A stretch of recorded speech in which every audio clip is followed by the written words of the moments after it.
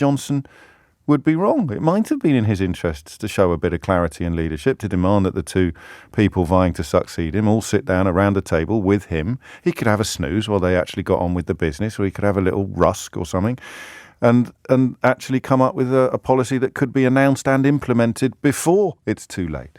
11:32 is the time. Rebecca Cook is here with your headlines.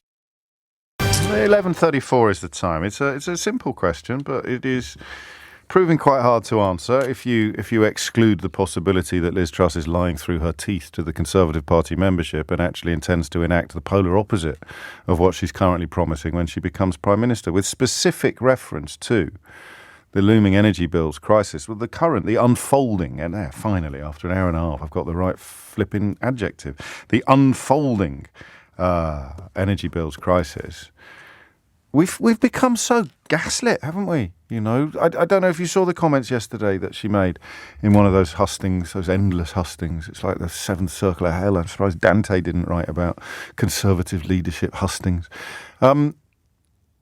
Asked about whether France is a friend or a foe, which is by definition a xenophobic question, and ridiculous. France is in NATO. They're literally one of our key allies. Geographically, they're our closest ally. There is currently a war in Europe being waged by Vladimir Putin, against whom the rest of Europe, with the sort of shakiness of Hungary and others notwithstanding, Germany, France and the United Kingdom, traditionally the strongest of the allies, are in lockstep. Ask Liz Truss, is Macron a friend or a foe? And she said, the jury's still out. That's just like playing with matches in a petrol station. It's delinquent.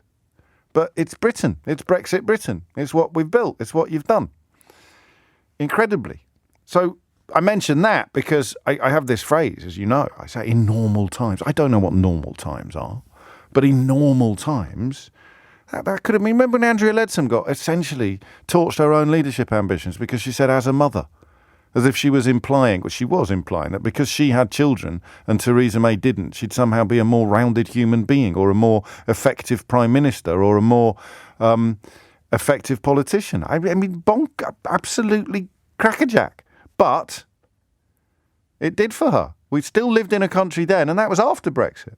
We still lived in a country then when saying something boneheadedly crass would actually scupper your leadership chances. It was an interview with, I think it was Rachel Sylvester, wasn't it, at the Times? She essentially said, you can't trust Theresa May because she's never had any children. And the population, the Conservative membership, was still sufficiently compos mentis to turn around and say, up with this we shall not put. Not now. Liz Truss can start playing with matches in a petrol station and they're all queuing up to say, oh, there's nothing to see here, while she claims that she's been misinterpreted. So actually this question gets bigger with every passing minute. Why have they not sat down together to come up with something? Why hasn't Johnson, stop talking to me about Truss, talk to me about Boris Johnson. Why has Boris Johnson, especially if you're a fan, please stop being so shy. I can't confine Boris Johnson fans' contributions to this programme to the text from Idiot Corner. You can string a sentence together, surely. You can tell me why Boris Johnson is quite right not to call the man he made Chancellor and the woman he made Foreign Secretary into Downing Street. And all right, he's taking it easy at the moment. It would be at Chequers. It wouldn't be at... Do it on Zoom.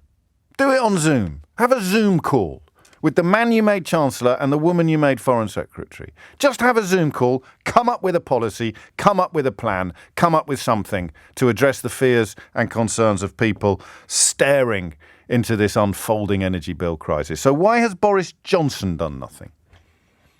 0345 6060 973. 11:38 is the time. Erin is in Rhyl in North Wales. Erin, what would you like to say? Oh, exciting. I've never been on the radio before. I've just flown back from Germany this morning, actually, so I wonder what Liz Truss thinks of Germany. No, don't ask her, because she'll say something profoundly undiplomatic and enormously unhelpful to the continuing unity that we need to address Vladimir Putin in Ukraine. But you knew that already, even if she didn't. Exactly. So my thought was about Liz Truss. I know you've just mentioned Boris. That's all right. You were already on hold. I was driving along thinking about Liz Truss. I think my simple answer is because she needs to win a general election before Christmas because she knows that That's not unfolding. going to happen. But carry on, issues- anyways. I can't invite analyses and then start pulling it apart before you've even paused for breath. I Possibly. do mean, apologise. I honestly don't know how long it takes to organise one. Perhaps 3-4 months. I don't know, but I think it's in her interest.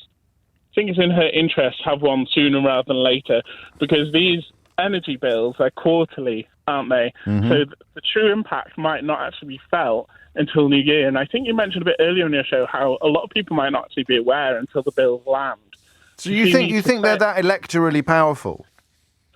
I think that... So 80% increase in October, and then it is estimated another 50% in January, and then again in 3 months after that, and after that, no one's even taking a bet on what's likely to happen. I think she needs her big plan. I think she does know what she's going to do to support people, but I think she needs to sit on that until she needs to win very shortly, because she knows that if she waits until 24, 25, that so many things will have developed into such a big mess that it will shorten her time in power, and it's ultimately self-interest. Do you know longest time in power for her? It's so interesting, this, isn't it? Because it's almost like self-interest versus self-knowledge. Self-interest versus self-regard. Because surely she thinks she's going to play a blinder when she gets into Downing Street, doesn't she? Or is she not even thinking beyond the doorstep? Oh, no doubt she thinks that, she's the chosen. And she's then she doesn't need to call an early election. In fact, the longer she waits before calling an election, the better, because the more wondrous policies and sunlit uplands she'd have been able to provide for the population. You see, you've blown a hole in my argument. That's what I'm here for. That's what I'm here for. I really didn't consider that she thinks she's marvellous. I thought that she sees herself as she really is. But obviously I've given her some sort of self-awareness. None of us see ourselves as we really are, Aaron. None of us. That's why people who hold up mirrors... Some people, the gap is really dangerously large. This is true, and she seems to be one of those people. Do you want to... Look, shall I lighten the tone a bit? And talk about Sunny Rail? Yes. That's exactly what I was going to do. I was going to read you a message I just got off Matt Fry's producer. Getting ready for tomorrow morning's extravaganza with Matt Fry on LBC. Alex has just been in touch. He says, my sister says, which means he's not listening to the show. Thanks, Alex. He says, my sister says you have someone from Rill on. And he had Sonny the Rill, the greatest of places. That's nice, isn't it?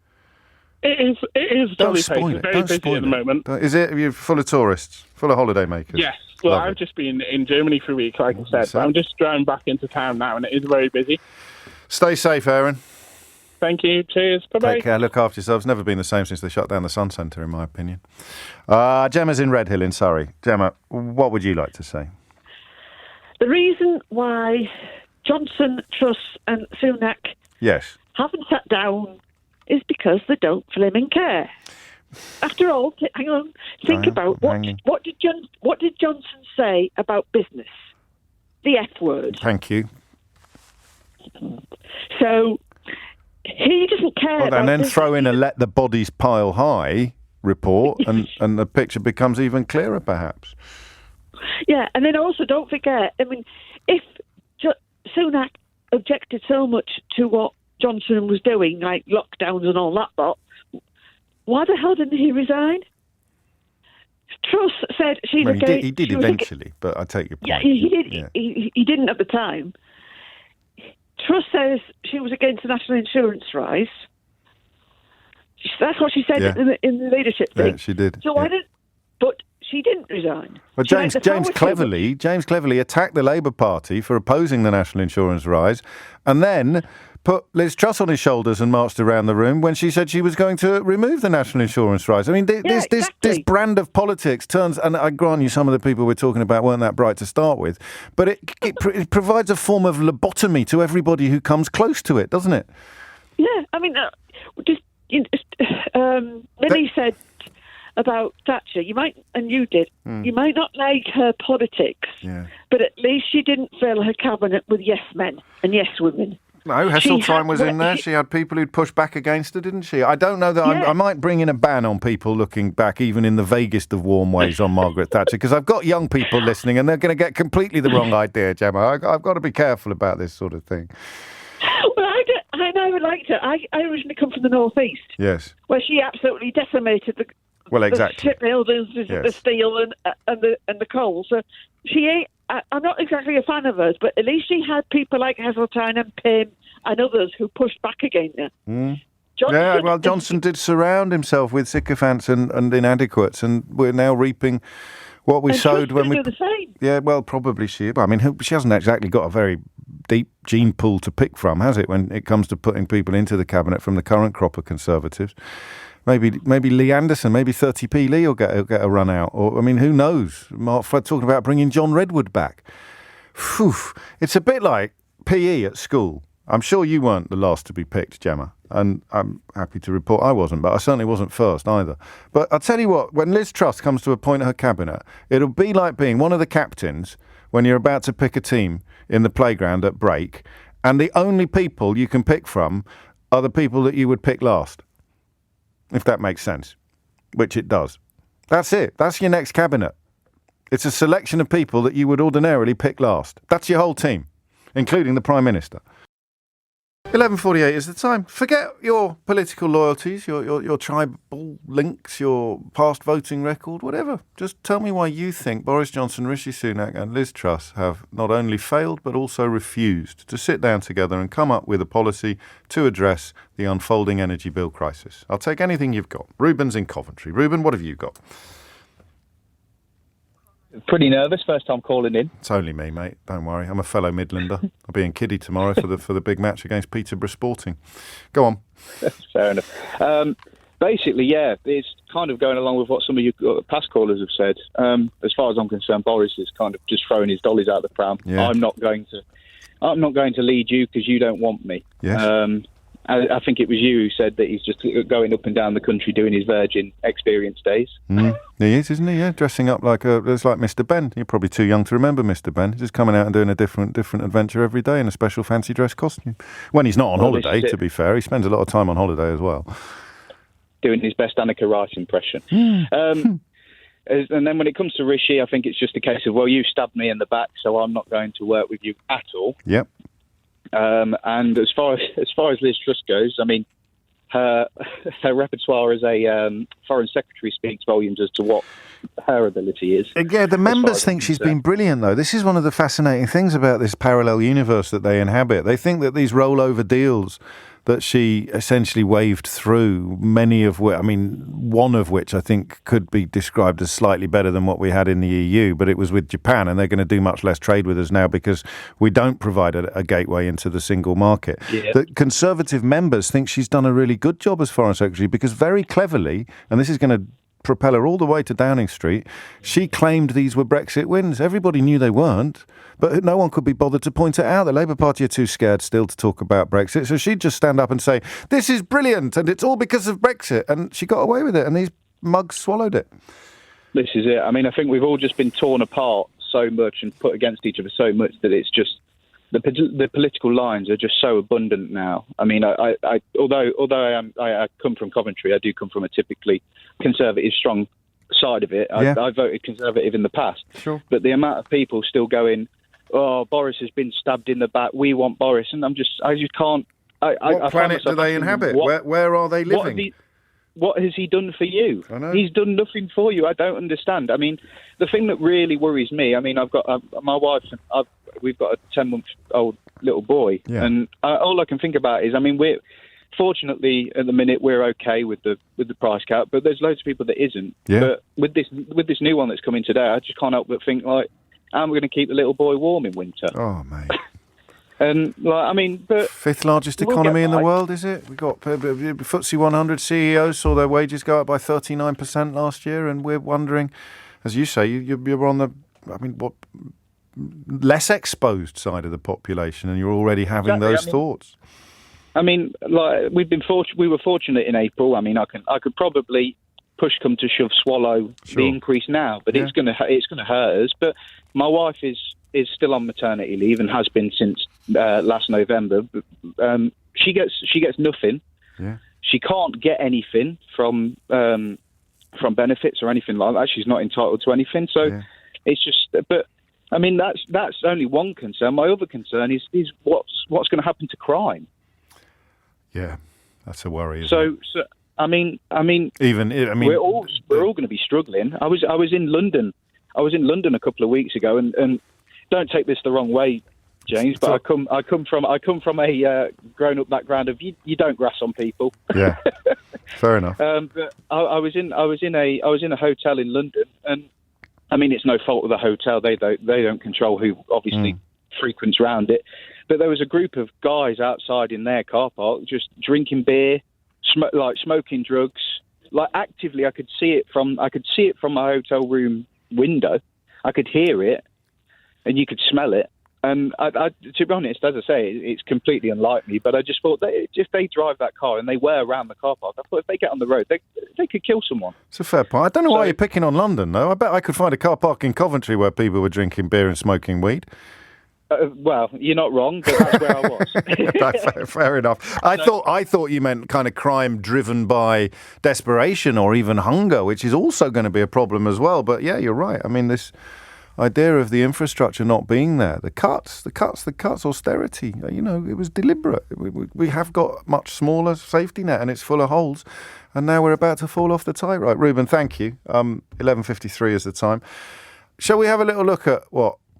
So you heard what Liz Truss said last night about the jury's still out on whether or not Emmanuel Macron has a friend or a foe. I mean, just like I say, playing with matches in a petrol station, unbelievably crass.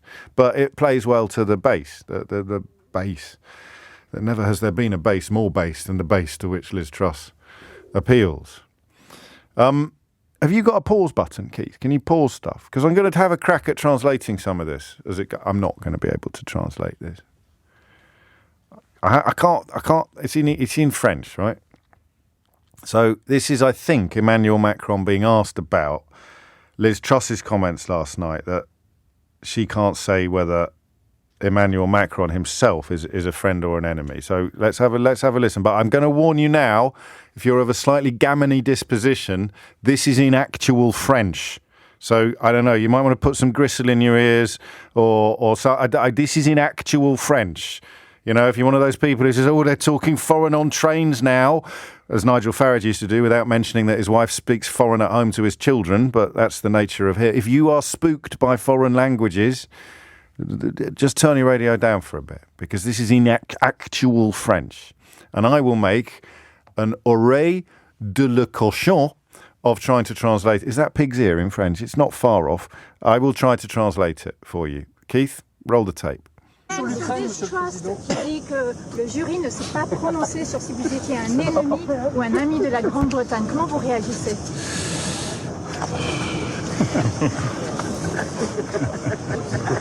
Écoutez, c'est jamais bon de trop perdre ses repères dans la vie. Si on me posait la question, parce que c'est plutôt comme ça que je vais vous répondre en creux, quelle que soit la personne qui est à considérer le leadership à venir en Grande-Bretagne, je ne m'interroge pas une seule seconde. Le Royaume-Uni est ami de la France. Et vous savez, nous vivons dans un monde compliqué. Vous avez de plus en plus d'illibéraux, de démocratie autoritaire, de puissance de déséquilibre. Si on n'est pas capable, entre Français et Britanniques, de dire si on est ami ou ennemi, Attendez. Le terme n'est pas neutre. On va vers de sérieux problèmes. Donc oui, à coup sûr, je le dis, le peuple britannique, la nation qu'est le Royaume-Uni est une nation amie, forte et alliée, quels que soient ses dirigeants. Et parfois, malgré et au-delà de ses dirigeants, ou des petites erreurs qu'ils peuvent faire dans des propos d'estrade. Quels que soient ses dirigeants, parfois malgré ses dirigeants. That's the crucial bit of this. So I'll translate it for you now. Well, it is. No, I know that's not a translation. That was French. So the journalist said, any thoughts on the successor likely to be announced of Boris Johnson and the United Kingdom refusing to say whether Emmanuel Macron is a friend or an enemy? That's what the journalist said. And then there's a lot of giggling. I might just play the top of it again. There's a lot of... Because that's what we've done. That's Brexit Britain. French journalists ask French leaders about British politics and everybody starts laughing. Just think about that for a minute, lads. Oh, no, all the gammon have still got their fingers in their ears. Gammon! Take your fingers out of your ears. When French journalists ask the French Prime Minister about... French President about British politics, they all start laughing. Everybody laughs. Have a little listen to this. This is what happens. This is what you've done. This is what you've done to our country. When a French journalist asks a French politician about British politics, they all get the giggles. This trust qui dit que le jury ne s'est pas prononcé sur si vous étiez un ennemi ou un ami de la Grande-Bretagne. Comment vous réagissez?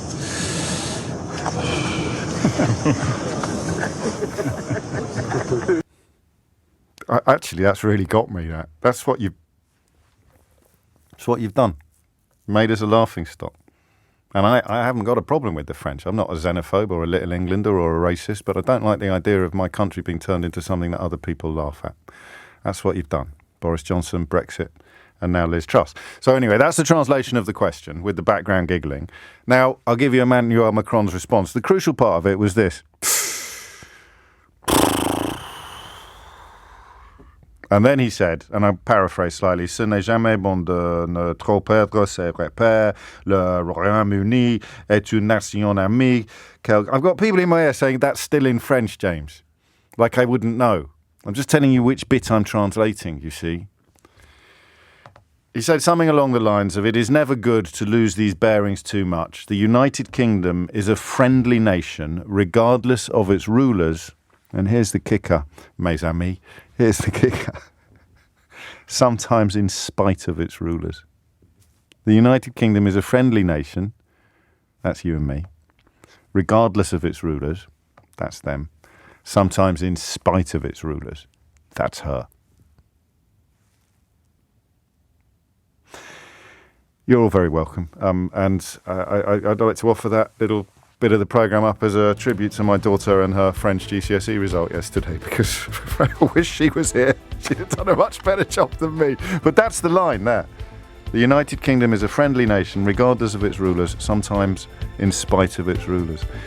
I mean, how are we going to do it? How am I going to get you to talk to me?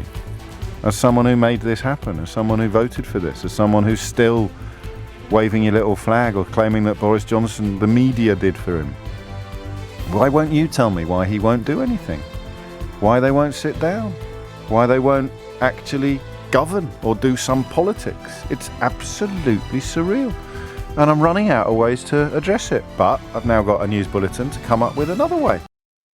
3 minutes after 12. We were just wondering whether Macron came up with that line by himself, because it's it's so poetic. The United Kingdom is a friendly nation, regardless of its leaders, sometimes in spite of its leaders. I think he did, but it reminds us of Orwell's Why I Write. There's a wonderful line in Why I Write by George Orwell that I thought I'd share it with you because it's quite powerful, especially in the context of the continuing catastrophe that this Conservative government is doing absolutely nothing to address. It's talking about the United Kingdom. It says, England, in the context of Orwell's writing. It is a family in which the young are generally thwarted, and most of the power is in the hands of irresponsible uncles and bedridden aunts. Still, it is a family. It has its private language and its common memories, and at the approach of an enemy, it closes its ranks. A family with the wrong members in control. That, perhaps, is as near as one can come to describing England in a phrase. A family with the wrong members in control. I worry that we're less of a family now than we've ever been, for fairly obvious reasons, in the same way that America has been utterly riven by essentially far-right politics masquerading as populism. Exactly the same thing has happened here, and that family is not necessarily going to be able to rediscover its familial bonds in the face of a common foe. But that phrase there, I just thought you'd like that. A family with the wrong members in control. That perhaps is as near as one can come to describing England. So we move on a bit. I need to free up some phone lines. There's still lots of people waiting to answer the last question, but we seem to all be dancing on the same pinhead, didn't we, in a way? I think, has Boris Johnson released a clip? Should we play that out, do you think? Is there a clip from Boris Johnson? Has he released a clip? I think he may have released a clip. Ooh, let joy be unconfined. Everybody's on to, what's Boris Johnson's latest clip? Do you think he bothered to take off his swimming trunks? He's only been filmed from the waist up. He's probably still got his Bermuda shorts on. We'll have a listen to that, possibly.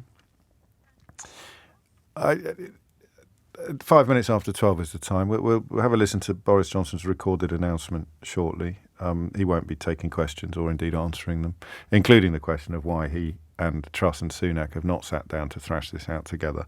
So, still interested in your answers to that question, but as I say, we all seem to be approaching consensus on it. So what I'm going to do is, inspired by the giggling in the background, and also by, as my colleague Matt Fry, the aforementioned Matt Fry, has picked up on in the footage of Macron answering that question. And Matt's one of those people who speaks about 74 languages, so he would have not embarrassed himself while trying to translate Macron's comments live on air. Matt's just tweeted, "I love the pause and smile at the beginning. It's as if Macron is being asked to talk about Mr. Blobby."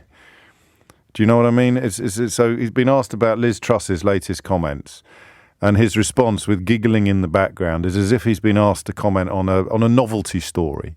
You know, like when they try and get an octopus to predict the winner of a football match. You remember? It's as if he's been asked about that. It's just the smile and the exasperated sigh, the pause. It's just, oh, okay. It's silly season, is it now? I'm going to have to talk about the British government. I'm going to have to talk about Liz Truss. And that, I think, puts me in rather a neat position to ask you a question I've been meaning to ask you all week. In fact, I believe I mentioned on Monday that I intended to, and then, as is my wont, I completely forgot.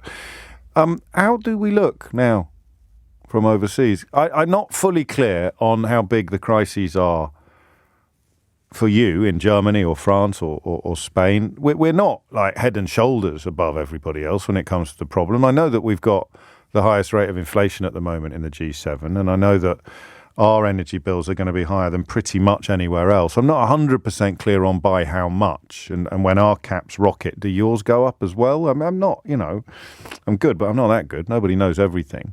But I just note there that Le Monde, the newspaper, wrote a very poignant piece about the United Kingdom earlier this week. I shared bits of it with you, and it essentially was describing a failed state or an emerging economy, the kind of place that bankers look at and see it as being a bit like a country sort of 100 years younger than this one, or a country that is, well, an emerging economy. You know what an emerging economy is. I think it was a Danish bank that put us in that category. An American bank already has. What do we look like from where you are? Wherever you are. You're just not in the UK. Or maybe you're in the UK, but on a visit. I just want to know. Like, it seems to me, those two French examples there, Le Monde writing about us almost as I can't quite what the word is. It was almost elegiac. It was. I'll find you the piece and share some more bits of it. And then Macron being asked about Liz Truss's ludicrous, crass, xenophobic comment about Emmanuel Macron, which hasn't had the reaction in France that she might have hoped for. It's not going to cause any sort of ratcheting up of tensions from that side of the channel. It's just made them laugh at us, made them laugh at her. What do we look like? What's going on? How's it getting reported? The Truss's comments about Macron have been picked up by the French media, but they're not having a cow about it, or a vache. Reporting it seems to me, in a sort of eye-rolling, oh, look at them now. Since 2016, the tone of European journalism about the United Kingdom has largely been, I think, oh, flipping heck. What have they done now? They're not even getting angry. I mean, they're angry about all the sewage that we're pumping into the English Channel because, of course, some of it's going to wash up on the other side, and there's moves in the European courts to punish us for that. I can't really argue with that, can we? I mean, if I threw a poo into your garden, who would you get cross with? You'd get cross with me, right? Yeah. So I don't know how people are going to object to the French objecting to us throwing poo into their garden. I really don't. It seems to me a perfectly reasonable thing to object to. So what does it look like where you are? 0345 6060 973. Funnily enough, Ravi's in Edinburgh, but he was already on hold before I asked this question. And I don't think yet that qualifies as a call from a foreign country, Ravi. What would you like to say? Thank you for having me first. You're but there's welcome. two parts to this, and I think it answers both questions. We'll get you. The first part is the rest of the party, and I'll come to that because you need to understand Boris Johnson, which is his big dream was the Anglosphere, and the pandemic just trashed that because he thought that, oh yes, attach yourself to the Americans, attach yourself to the rest of the Anglosphere, and we'll be all right. But actually, during the pandemic, what we needed was help from our neighbours. Case in point, the track and trace system. Yes. But you've just spent the past 18 months demonizing your neighbours, and you can't turn around and all of a sudden ask for help. So he's sulking over that because his big dream, it lays in tatters. That's a brilliant observation. And oddly, Ian McEwan in his new novel, which isn't published yet, goes a little further and suggests that actually it was that sense of having cut off ties with Europe, of no longer being part of Europe, that explained the inadequacy of the response at the outset. So it's not just the torching of ties that you refer to, but there's also a suggestion in the novel, Lessons, that he would have looked at what was happening in Italy, and most of us saw it and panicked, terrified. But he looked at it and thought, well, we're not in Europe anymore. Some sort of subconscious sense of detachment, meaning that it wouldn't actually affect us in the same way. But here we are. I like that. Carry on.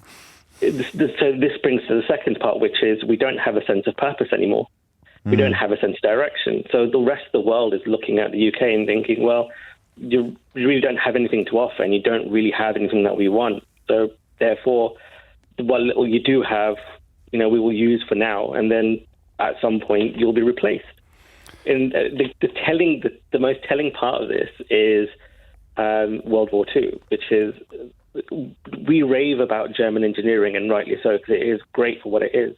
But through the whole of World War II, British engineers were kicking German engineers up and down, left and right.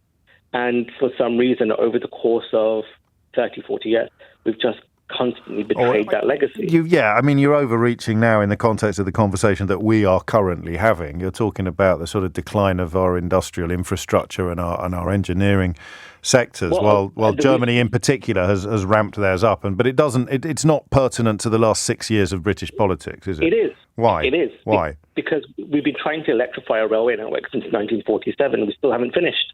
Whereas the Japanese, who had suffered 2 nuclear warheads, have... No, but again, this isn't specific to the last 6 years. It's a much broader portrait of decline that you're painting than the one I am steering you towards. So the last 6 years are indicative of having no ideas left. Gosh. That's it. Except Brexit, which is the most fake and bogus idea of them all. Well, worse than that, because there's no idea and there's no plan, all it becomes is I have to win the next election. That's it. Yeah. But I will therefore say and do anything to win the next election. In this case, the leadership. In this case, the leadership election, not even the general election. So, oddly, the consensus that emerged in the last hour that as soon as she's got this election out of the way, then her sole purpose on this planet becomes to win the next one. Which means she probably will pivot on almost every point she's made, because the electorate's going to be so different from the one before. Indeed, and if you're looking for multinationals to save us, why would they? The only nit I'd pick is the Anglosphere argument, which I think Johnson, ever an opportunist, I think you're right, he did sort of end up in that situation, but it wasn't something that he was ideologically married to, like a Daniel Hannan, for example, or I think he was the first person I ever heard use the phrase Anglosphere. But Boris Johnson is, the water in the jug. He will take on whatever he needs to win, because that's his big motivation to win and to be a winner. Rees-Mogg was there saying Donald Trump is going to be our greatest ally and all that kind of stuff. I mean, every single thing they put their name to has fallen apart like the cheapest of suits. But of course, they still retain the support of people who I am finding increasingly hard to be charitable about. Contempt for the con and compassion for the conned at some point has to expire, doesn't it? Because the cons become complicit in their own con at some point. Ravi, thank you. It's coming up to 12:15. This question of how we look from elsewhere. Nick suggests a tragicomedy playing out in real time. I mean, don't forget, Farage told us that the rest of the European Union would follow us out, that we would be like a domino, toppling the rest of the Union. I mean... Again, I don't know how many times people needed to be told he was talking gibberish, but presumably some people are still clinging to the notion that he wasn't. I've just come back from Berlin, conversations with German friends. They still can't believe we've left our biggest economic trading partner right on our doorstep.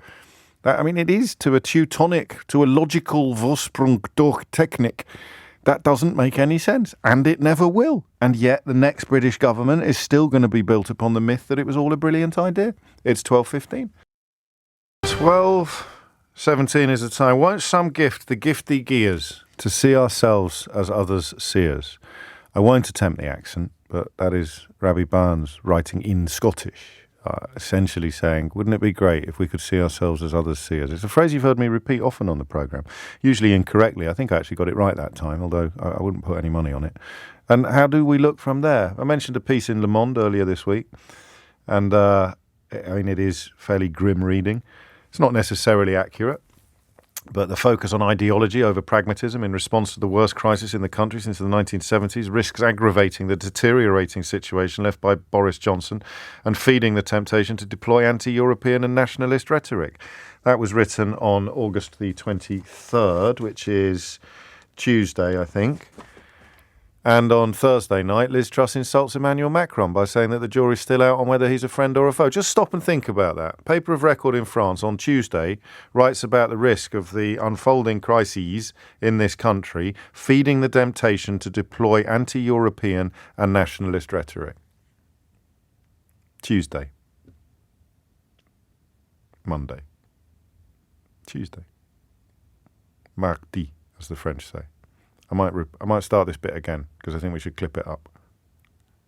On Tuesday of this week, French newspaper of Record published an editorial which warned that focusing on ideology over pragmatism in response to the worst crisis in the United Kingdom since the 1970s risks aggravating the deteriorating situation left by Boris Johnson and feeding the temptation to deploy anti-European and nationalist rhetoric. It's on Tuesday, the French newspaper of Record. And on Thursday, when asked whether Emmanuel Macron is a friend or a foe, Liz Truss says that the jury is still out. It's like night following day, which means from the outside, it's a lot easier to discern what's going on here than it is perhaps from the inside. But on we go, 19 after 12. Rachel is in Montpellier in France. Rachel, what can you tell us?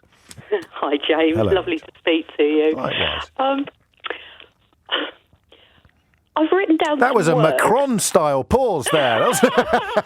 Yeah, absolutely. I mean, it's, where the hell do you start? I mean, it's so heartbreaking. But I wrote down some words about the French people. Yes. And I live I've said Montpellier, but I'm not actually Montpellier. I'm a bit further out. I'm in a little town that no one would have heard of. It's agricultural. It's not sophisticated. Okay. It's just a typical French community town. But, my God, are the French aware of what's happening in the UK? Absolutely. Every single time, myself, my partner, we walk out our front door, our neighbours talk to us. And the words I've written down are sympathy, confusion, disbelief, and concern. Yeah. There's no laughter. I mean, there's lots of shrugging and, just absolute disbelief, but real genuine concern and bafflement about the English people. We are their friends, and they are. So if you said really genuinely concerned. If they were to put into words what they think we've done or where they think we are, what do you think they would say? If that's a reasonable question. I think they'd think that we've committed hara-kiri. I mean, I have to be completely honest. I haven't been here that long, and my French is not as good as yours. Sarcasm is the lowest form of wit, Rachel. Unfortunately, it wasn't sarcasm. It's something I'm quite ashamed of. Okay. But my French is terrible, so I haven't had in-depth conversations with a lot of my neighbours who speak a little bit of English, but not very much. So I can't say... I'd say we've had in-depth political discussions. But a sense you of... don't need to. No, of course you their don't. Faces say it all, that they just do not understand what the hell we're doing. I mean, it is that is... And more sophisticated conversations with English-speaking French friends is exactly the same. It's just complete and utter disbelief, but real, genuine concern. They ask about my family. Yeah. Is your family okay? And we're a basket case. We're a basket case. Is the long and the short of it? Basically, absolutely. What about the question of crisis? Because I think the British media is being understandably focused on Britain at the moment. Is there? I mean, is there a comparable crisis in France? Is there no? Why not? No, I mean it's. Well, why not? I guess you know that we've got 4% cap on the electricity, which is, I mean, I get confused about this definition of cap, because cap for me means that things don't go up. Yes. So I hear about 80%, and I think, well, how the hell is that a cap? We have a cap in France of 4%, and it hasn't gone above 4%. So, you know, the impact is fairly negligible. Right. You know, petrol soared at the worst. It was went above €2 when we were used to it being about 130. Okay, that's pretty big. And now, but it came back down again because Macron subsidised it. So although it's higher, it's around 170, I think, at the moment.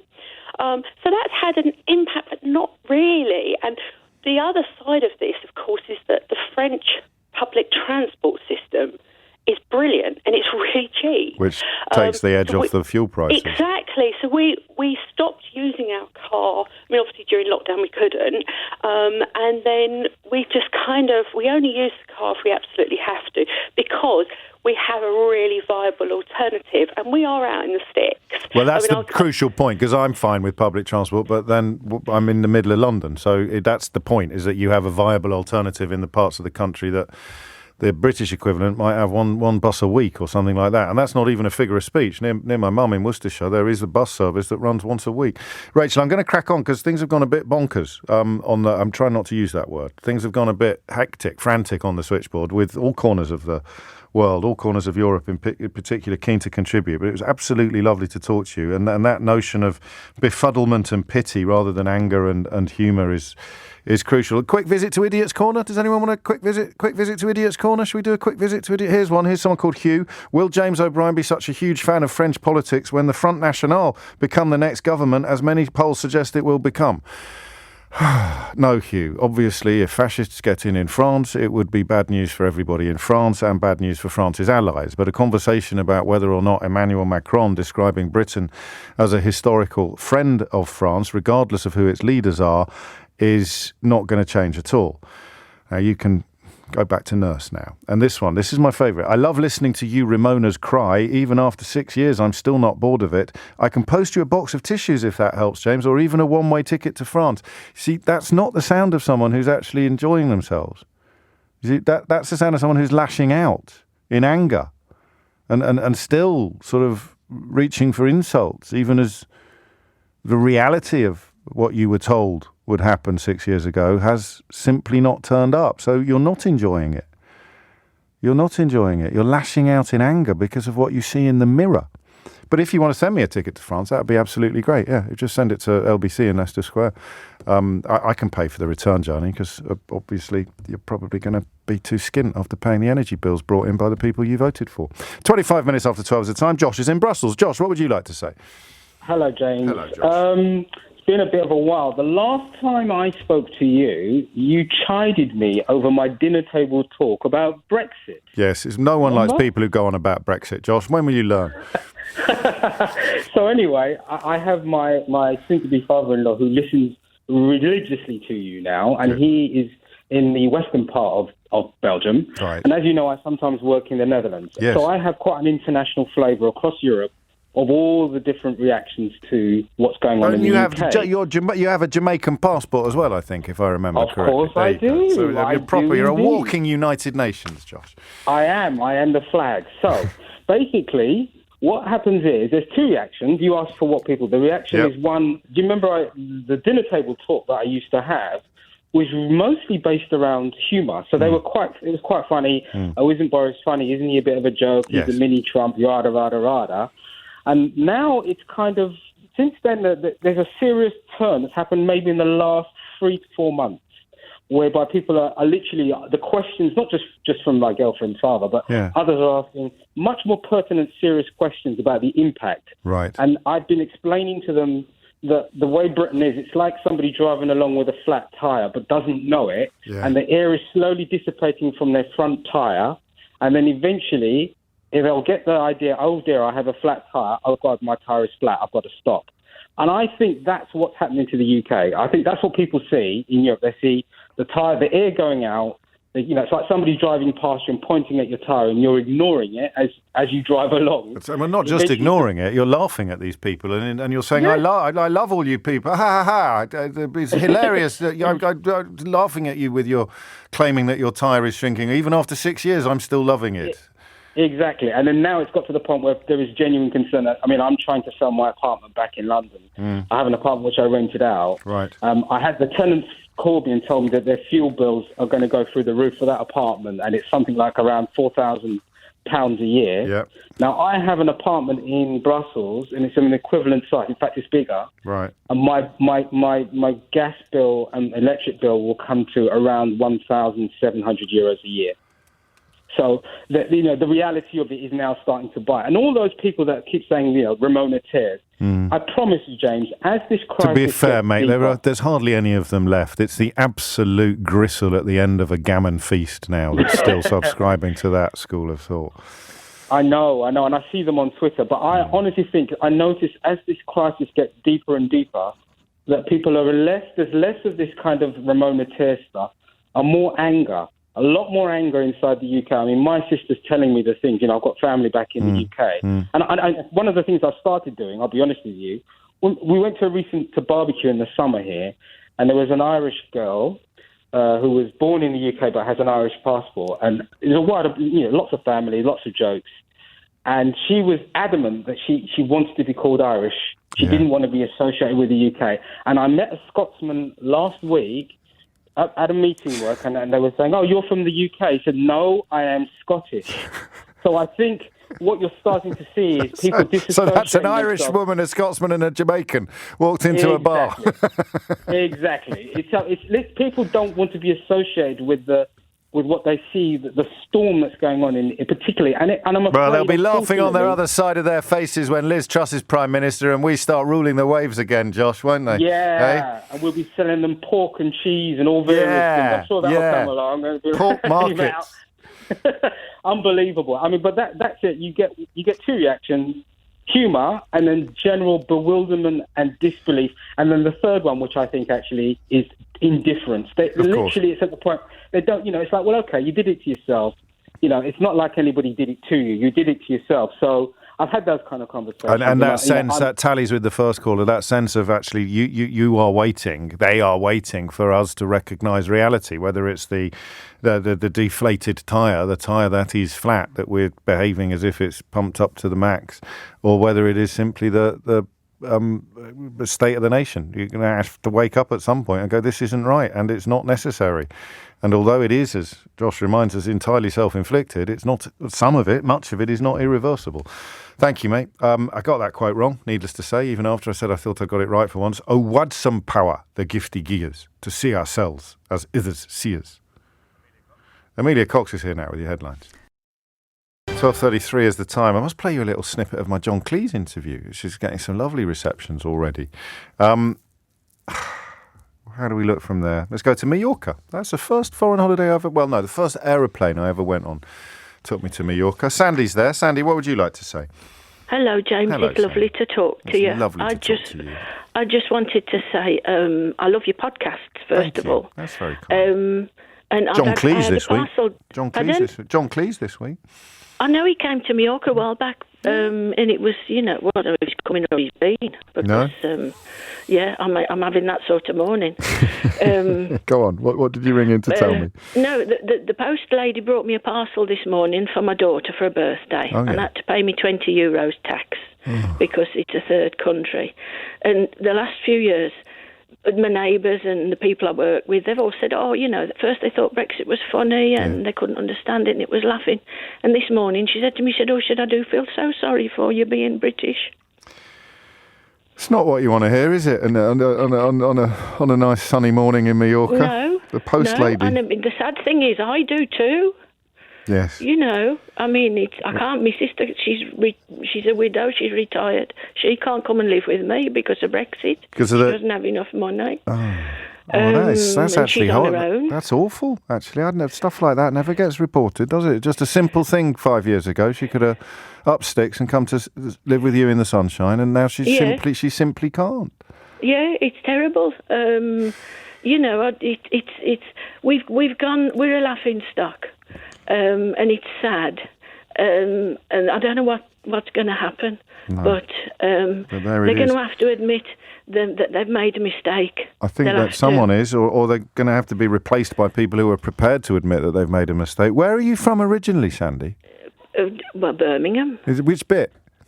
Smethwick. Okay. Smethwick, Worley, Worcester it used to be. Smethwick Rolfe Street or Smethwick Galton Bridge now. Oh, yes. I used to go when I went to Abbey Road Infants, and we used to have swimming Monday morning in Rolfe Street. Because I knew you were near. Because I'm from Kidderminster, and I can spot the accents. If we were on the other side of Birmingham, it'd be a slightly different accent.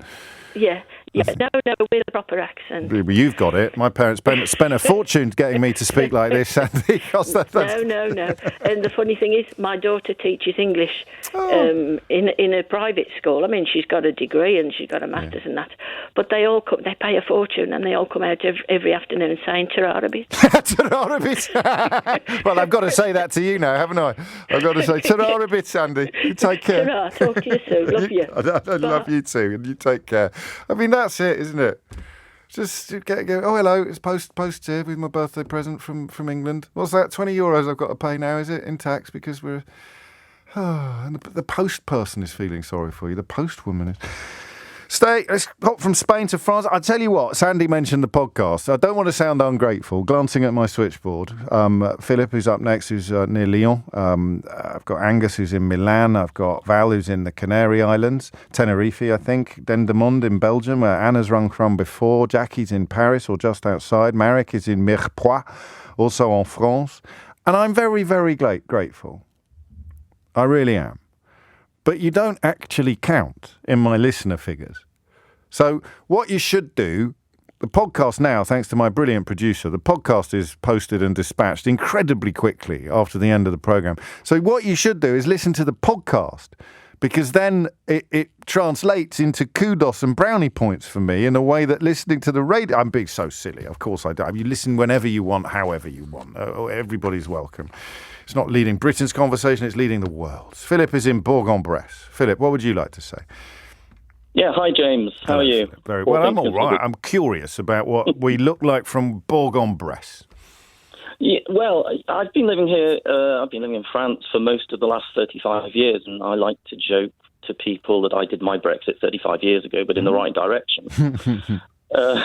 I have a business here, and I started making English charcuterie about 12 years ago, bacon and sausages, and it's a booming business in France. Yes. So, British products, the British fashion, British music, British art is as loved as ever. And people, I agree with what people have said. People are most amazed at what Britain has done to itself, but you can't ignore that this isn't just the government. These are the British people who chose to vote for Brexit, or did they? Yes. Because, in fact, only 27%, if you take into account the number of voters who didn't bother to go and vote, as much as I think that's a ridiculous thing, but considering especially the subject, then only 27% of British voters has imposed this on the rest of the island. But you're banging your own drum now. That's not something that the average Frenchman is going to be conscious of. No, but what I was getting to was the average Frenchman looks at Brexit and obviously sees it as a horrendous act of self-harm, and feel, as the other people have said, very much compassionate for the British themselves. But also, a lot of the people that I talked to, and I had a big gathering over the weekend, they feel that obviously the Brits are going to just have to get on with it now. Yeah, that is it, isn't it? And I think that includes Ramonas, or whatever we're called this week, is that you cannot fix a problem until it's been acknowledged.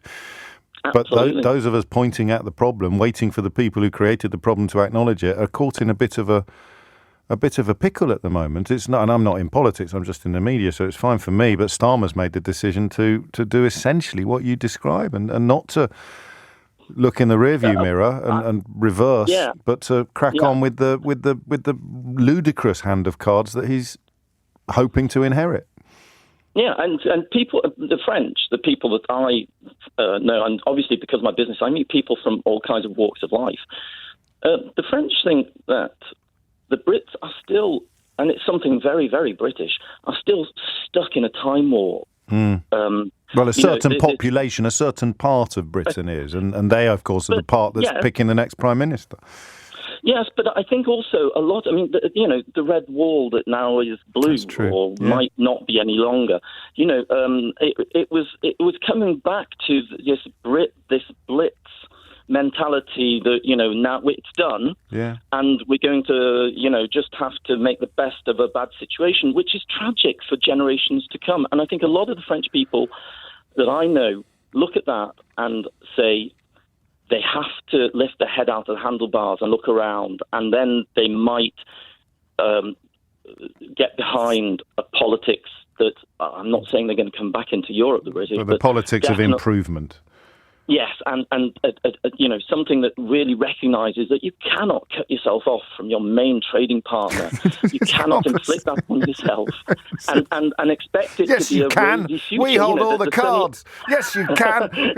And the mad thing is when I reach for those echoes that I used to list like a litany a few years ago, the things that they all said would happen that obviously weren't going to happen. What's interesting about that we hold all the cars, or the German car industry won't put up with it, or David Davis saying that we'd be in Berlin, not Brussels, signing a deal, demonstrating epic ignorance about the most simple structures of the European Union. But they all actually, back then, they all acknowledged the absurdity of leaving the single market. It was only after the vote came in and reality began to bite, and the Faragist wing of particularly British racism began to exert its grip upon the party. It's only then that the departure from the single market became a thing. Even Daniel Hannan, of course, famously said, no one is talking about leaving the single market. They all knew it would be madness, and then somehow they won and ended up realising that, well, it's all, as you will know, we can't get rid of the freedom of movement without leaving the whole single market. So in pursuit of the racist vote on freedom of movement, they did all the things that they knew would be insane, as in torching our connections with the largest single market in the world on our own doorstep. Philip, I'm moving on because I have a gratifyingly large French following, it would seem, or France-based following, which is not quite the same thing. Jackie is in Paris. Jackie, what would you like to say? Hi, James. Well, I too love your show and your podcast. Right, I'm a big fan. A bit nervous. I live in the Paris area. I've been married to a Frenchman for, 33 years. Anyway, so I've lived in France most of our lives. And, I just agree with the other callers. There's this sense of bafflement amongst the French people. And I think they genuinely have a lot of affection for British people, more than I would imagine the Brits would have for the French. I think that's true. I think reading this Le Monde article brought that home to me. Not for the first time. It's not a shock to me, but we don't have that sabre rattling in France across the channel, at least not in the circles that we've mixed in, Jackie. No, I've worked here. I was a nurse. I worked in the airlines. I worked here. I was never shown anything.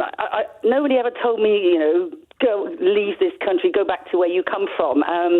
There doesn't seem to be this attitude of there's too many Europeans. What about Le Pen? What about Le Pen? So that would be directed at post-empire foreigners, would it? That would be more directed at Algerians and Moroccans. It wouldn't be directed at, well, let's not put too far, white fellow Europeans in the way that Farage managed to inflame the population against Poles or Romanians or Germans or French people. I can't really. The thought of Le Pen coming. Well, she has got a lot more power than she used to. Does feel, and I think it frightens the French people a lot, especially sort of thinking French people as such. That is a very scary thought. Populism, which seems to be kind of a worldwide thing. But I was talking to your colleague just now, and I was saying, in fact, French have got other things to worry about. We too have a cost of living crisis, although nowhere near. When I do go back to Britain quite regularly, and when I see the prices, when I see the state of the fruit and veg and everything, and I'm living in France, and we don't have that. The fruit and veg, the food is fantastic here. It doesn't. You've picked up on that, have you? Because I think it's crept up on us. I sometimes say to my wife when we're in the supermarket, we didn't used to have empty shelves, did we? Like this, or it didn't used to be.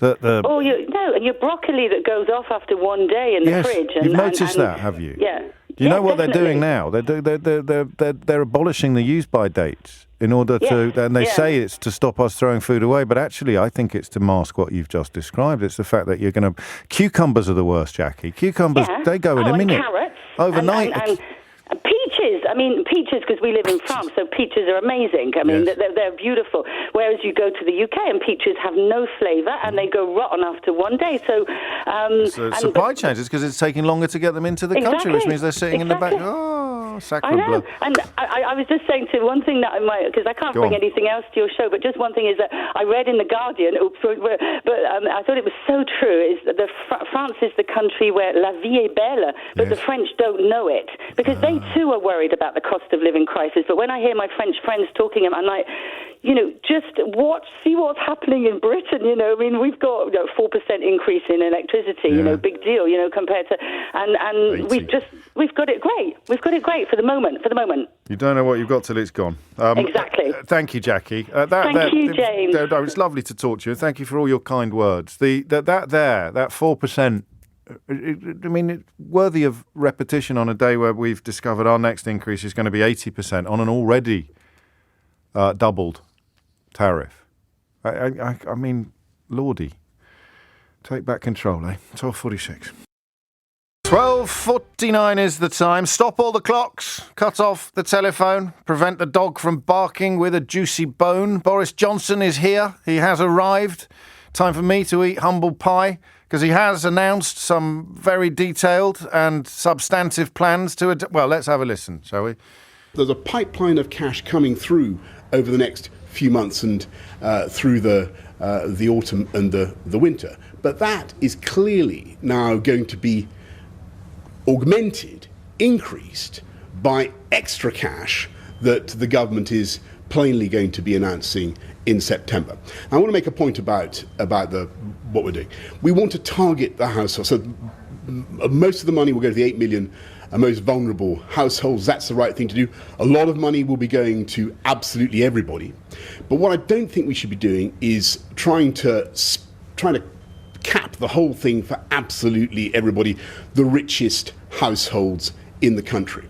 This will go on for a few months, and it will go on over the winter, and it will be tough, and I've been very clear about that.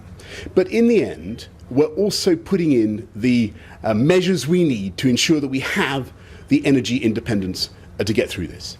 And we're putting in more nuclear, we're putting in more wind power. You've already seen a 26% increase in British gas now from the North Sea. And we're ending our dependence on Putin's hydrocarbons. In June, for the first time in a very, very long time, we imported no hydrocarbons from Russia. So what I'm saying to you is that the whole world is suffering this energy spike. It's caused by Putin's aggression in Ukraine. But I accept that it's tough for people, and we're doing everything we can to help. And huge sums are being spent now, and some more sums will be spent in the months ahead. But we're going to get through this, and in the end, we'll come out in a much stronger position. And Putin is going to be in a weaker position, and his ability to impose that economic blackmail will diminish over time. Just going back to support for families, the package that you had announced earlier this year is now woefully inadequate. The crisis has been gathering pace during this summer, and you have done nothing to update the policies. Many people will feel that you and your government have just sat back and watched as the crisis has unfolded. People are being affected now. They are not waiting to be affected. The money is coming in, and that's why the money is coming in now. And what I'm reminding you of is that not only is there going to be another big package in September, but we've already put in place, so £650 has already come in for the most vulnerable households. There's going to be another wodge of £650 for the 8 million most vulnerable over the next couple of months. Then £300 for pensions, £150 for people on disability benefits. Council taxpayers have also got £150 discount, and that's on top of everything that we're doing with universal credit and with the living wage. But the key thing I want to get over is that we have the fiscal firepower to do this because of the steps we took to combat COVID effectively, to come out of the pandemic as fast as we could. What we're doing today here in southwest London is looking at how we can speed up the operations that will help relieve the backlogs. So I think people are feeling the pressure of the cost of living. Of course they are, but they're also feeling the pressure of the post-COVID backlogs. Absolute gibberish. I almost feel I should apologise for inflicting that on you. The idea that we are better equipped to cope with the coming problems because of things he's done in the past is beyond parody. I mean, we've just taken by complete coincidence almost an hour of calls from other corners of Europe who are... That's the same world in which Vladimir Putin has invaded Ukraine, by the way. It's not just the United Kingdom that's... In fact, most other European countries are more dependent on fuel making its way from Vladimir Putin's Russia. Truly, and I'm sure it is not inexplicable, but one of the most incomprehensible elements of this would be why a country that was less dependent on fuel from Ukraine is now paying more for its fuel than the countries that were more dependent. That's just... Do you know what I felt listening to that? Well, in terms of words I can say on the radio without incurring the wrath of Ofcom. And I don't think you can almost hear relief. He's thinking, God, I don't have to put up with it. I don't have to do this for much longer. I don't even have to pretend I believe it anymore, I think is the sense I took away from that. I'm going to tell him that things are going to be great because I've played such a blinder. They're completely at odds with observable reality. But they'll lap it up. They've lapped up everything else. And I should probably remind you that Liz Truss has pledged her opposition to what she calls handouts. So I won't play you that again, I promise. But just set that in relief to what Johnson was just blathering on about, is that his likely successor has already pledged her opposition to handouts, although she subsequently claimed that when she pledged her opposition to handouts, she had been misinterpreted by people who heard her pledge her opposition to handouts. Tell you what, we could do with cheering up, couldn't we? Luckily, I recorded an hour-long interview with John Cleese earlier this week. Here's a little taster. How did you discover you could make people laugh? I remember I remember almost the first thing I did. There was a teacher who was a bit explosive. And before he arrived, I did a sort of weather forecasting what the weather was going to be like when he got in the room. It was quite clever for about 10. Precocious. And I listened to a lot of radio comedy, a lot of it fairly awful, but Jewel and Warris and names you've not heard. I was always kind of fascinated by it. I remember once when I was sick and I got hold of a notebook and started trying to write a script. I must have been about 10. There were just signs there. And then when I got on to Clifton, I discovered that we used to be given a little book every term, a little floppy covered book. Yes. And everything, all the information was in there. And I used to write all the new jokes. I'm glad I wasn't born in France. Why? I can't speak French, all those jokes. Where did it come from? Where did it come from? What was home like? I don't know. I looked at your dad's dates of birth on your biographical details, and he was essentially, he was Fisherman? A late Victorian, your father. No. Well, but he was born in 18... He was in the First World War. Yes, sure. I'd say he was a late Edwardian. Okay. Really. Born 1893. But was it a fun-filled home? No. No. No, Mum was too edgy and depressed and angry. Dad always had a sense of humour, but it was more of a witty sense of humour, I remember we were watching a particularly inane dance routine once, and at the end of it he turned to me and he said, I don't think this will replace entertainment, do you? It was that sort of thing. Whereas Mum had a very black sense of humour. Really? Quite extraordinary. I discovered it by accident because she was depressed, and when I used to call her, it was difficult because she was always telling me how miserable she was, And then one day, to cut a long story very short, I said to her, well, look, if you're feeling this way next week, because she was talking about all the reasons she didn't want to go on living, I said, I know a little man in Fulham, and I could give him a call if you like, but only if you like, and he could come down and kill you. And there was startled silence. And then she cackled with laughter. And I found that was a way of getting her out, you see. If she was a bit depressed the week after, I'd say, shall I call the little man in Fulham? Oh, no, she said, no, I've got a sherry party on Friday. So, but I think I always had a slightly playful mind. Yes. I think I was always looking for the exception to the rule, if you see what I mean, or wondering whether that was really true or just appear. I had that sort of curiosity, which I think leads you into play. And as that little book of mine, Creativity, is all about play, because if you can play, you can be creative. If you can't play, you can't be creative. Even if you've got the best logical analytic mind in the world, if you can't play, you never come up with anything really original. It's imagination. Yes, but imagination's freed by bit. Yes. You know, somebody, as a psychiatrist once said to me, when you're angry, you have angry thoughts. If you're envious, you have envious thoughts. If you're sad, you see, all you have to do is to get into a playful mood, and you become playful, and that's where humour is. Yeah, all right. A bit starstruck, I'm not going to lie. And an absolutely glorious hour of company with John Cleese. Just remember, full disclosure is a sort of life and times thing. He said at the beginning, you may be surprised to discover we don't disagree as much as you think about, as the newspapers suggest about Brexit. But we do disagree about woke. And I didn't get onto it. Because, I mean, what would you do if you were sitting with John Cleese? Would you talk to him about Fawlty Towers, or would you talk to him about Brexit? Hand on heart. Fawlty Towers. Thank you, Sheila Fogarty. So it is. It's an episode of full disclosure. So it's about his life and his career, and it was absolutely beautiful. I barely had to say a word. He's right. He's right about playfulness. I was just talking about him outside with a colleague before I came in, and the word "silly" is what I was using about Fawlty Towers and Monty Python. So silly. You can download that wherever you get your podcast. Full disclosure with James O'Brien. Here's Sheila Fogarty. Thank you, James. Here's Sheila Fogarty. Thank you, James. Here's Sheila Fogarty. Thank you, James. Here's Sheila Fogarty. Thank you, James. Here's Sheila Fogarty. Thank you, James. Here's Sheila Fogarty. Thank you, James. Here's Sheila Fogarty. Thank you, James. Here's Sheila Fogarty. Thank you, James. Here's Sheila Fogarty. Thank you, James. Here's Sheila Fogarty. Thank you, James. Here's Sheila Fogarty. Thank you, James. Here's Sheila Fogarty. Thank you, James. Here's Sheila Fogarty. Thank you, James. Here's Sheila Fogarty. Thank you, James. Here's Sheila Fogarty. Thank you.